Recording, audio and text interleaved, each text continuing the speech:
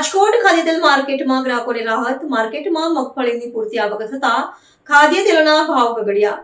રાજકોટ સહિત સમગ્ર રાજ્યમાં આગામી સ્થાનિક સ્વરાજ્યની ચૂંટણીઓના મતદાન પૂર્વે સામાન્ય જનતા માટે એક મોટા અને રાહતરૂપ સમાચાર સામે આવ્યા છે.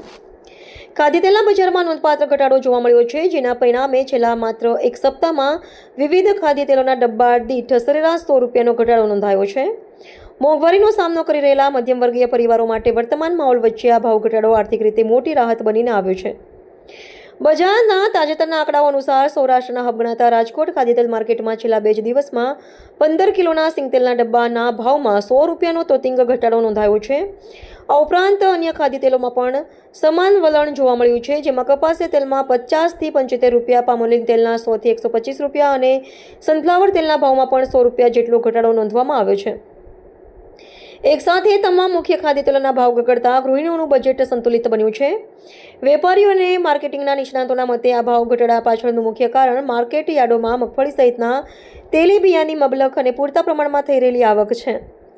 ઉલ્લેખનીય છે કે ગત માર્ચ મહિનામાં આંતરરાષ્ટ્રીય સ્તરે યુદ્ધની અસ્થિર પરિસ્થિતિઓ અને સ્થાનિક બજારમાં વધેલી માંગને પગલે ખાદ્યતેલના ભાવો આસમાને પહોંચ્યા હતા. જોકે હવે પુરવઠો થાળે પડતા ભાવોમાં નરમાશ જોવા મળી રહી છે, જે બજારમાં હકારાત્મક અસર ઊભી કરી રહી છે. ખાદ્યતેલની અંદર જોવા જઈએ તો અનુક્રમે સિંગ તેલની અંદર 100 થી 125 રૂપિયા જેવો, કપાસિયા તેલની અંદર અત્યારે 50 થી 75 રૂપિયા, પામોલીન તેલમાં 100 થી 125 રૂપિયા, સનફ્લાવરની અંદર 50 થી 75 રૂપિયા જેવો ભાવ ઘટાડો અત્યારે જોવા મળી રહ્યો છે.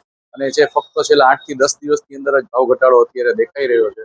ભાવ ઘટાડો થવાના મુખ્ય કારણ જોવા જઈએ તો મગફળીની પૂરતા પ્રમાણમાં સરકારની વેચવાલી, આ ઉપરાંત ખાદ્યતેલની અંદર ઉનાળો હોવાને કારણે ખાદ્યતેલમાં ડિમાન્ડ ખૂબ ઓછી હોવી અને માર્ચ મહિનાની અંદર પેનિકની પરિસ્થિતિ હોવાને કારણે અને ખાદ્યતેલમાં શોર્ટેજ હોવાને કારણે ખૂબ જ ભાવ વધારો એકી સાથેના કારણો ભેગા થતા ભાવ વધારો ખૂબ જ જોવા મળ્યો હતો.